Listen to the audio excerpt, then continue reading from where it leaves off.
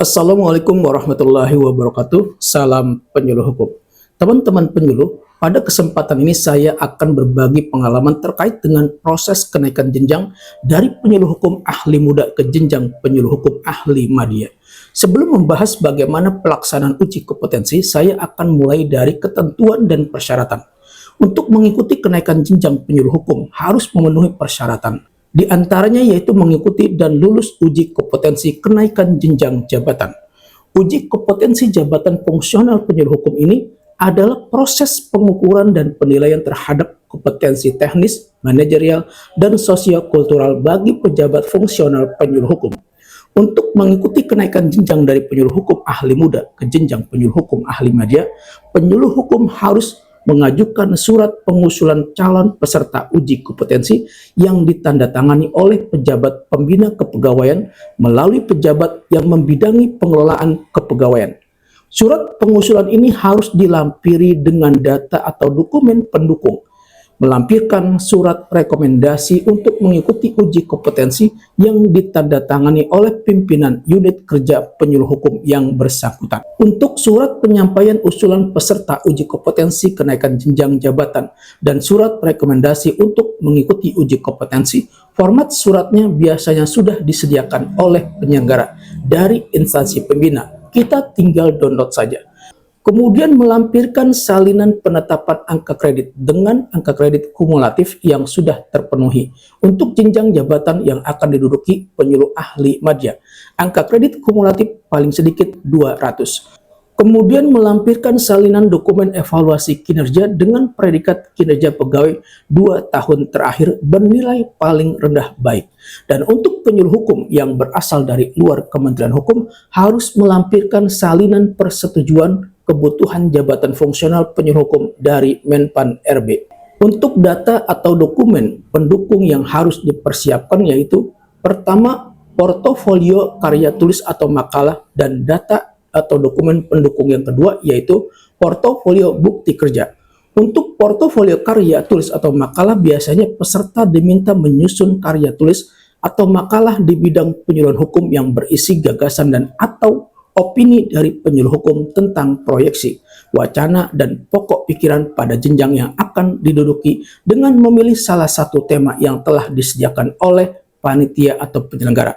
Sistematika karya tulis atau makalah yang disusun biasanya terdiri dari bab 1 pendahuluan yang terdiri dari latar belakang.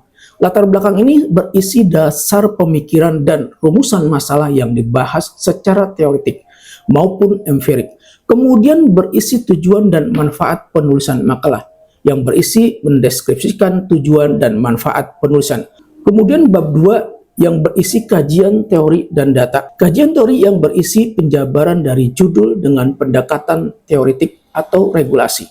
Kemudian bab 3 tentang metode penelitian yang berisi menerangkan cara yang digunakan untuk menjawab rumusan masalah.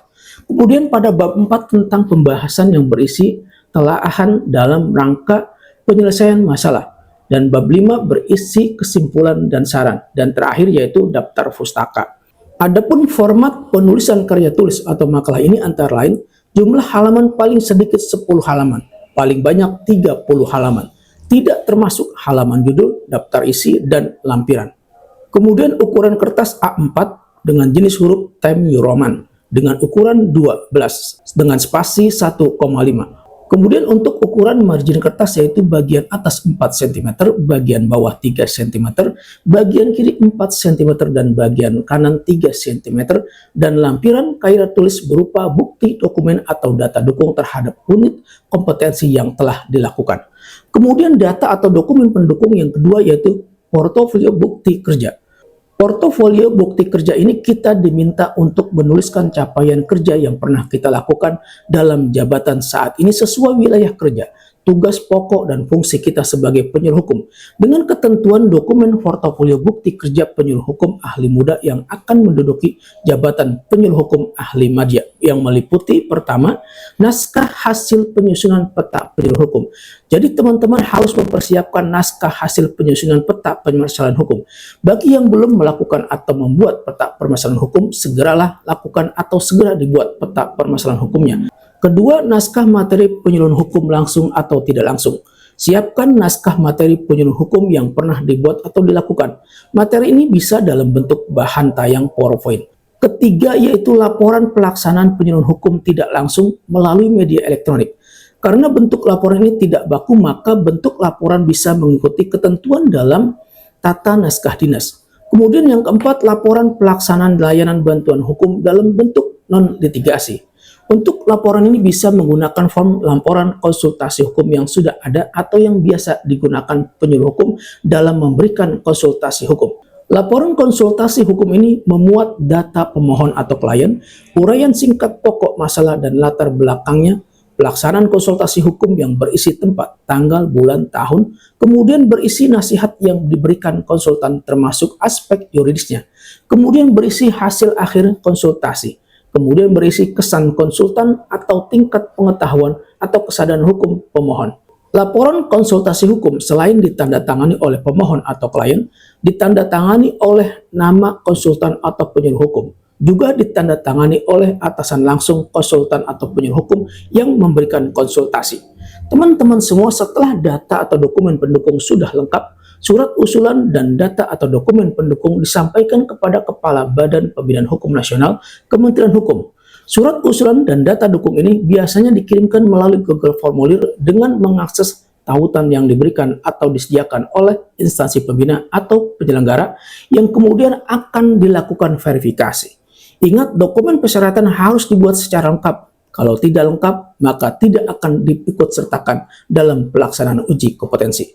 Untuk pelaksanaan uji kompetensi biasanya terdiri dari seleksi administrasi, pembekalan peserta, tes tulis, dan wawancara. Adapun jadwal pelaksanaan uji kompetensi dilaksanakan setelah batas akhir pengiriman dokumen usulan uji kompetensi selesai.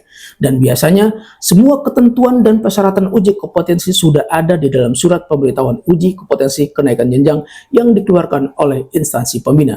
Kemudian untuk persyaratan yang harus dipersiapkan selain yang sudah saya sebutkan tadi, yaitu salinan keputusan pengangkatan calon pegawai negeri sipil atau CPNS, salinan keputusan pengangkatan pegawai negeri sipil atau PNS, salinan keputusan pangkat terakhir, salinan keputusan jabatan terakhir, salinan ijazah sarjana strata 1, D4, S2 atau yang sederajat yang diakui secara kedinasan. Selain dokumen sasaran kinerja pegawai SKP, biasanya diminta SKP 2 tahun terakhir. Misalkan jika uji kompetensi dilaksanakan tahun 2025, maka SKP yang diminta SKP tahun 2023 dan tahun 2024 berdasarkan Permenpan nomor 6 tahun 2022. Kemudian salinan dokumen penilaian kinerja 2 tahun terakhir.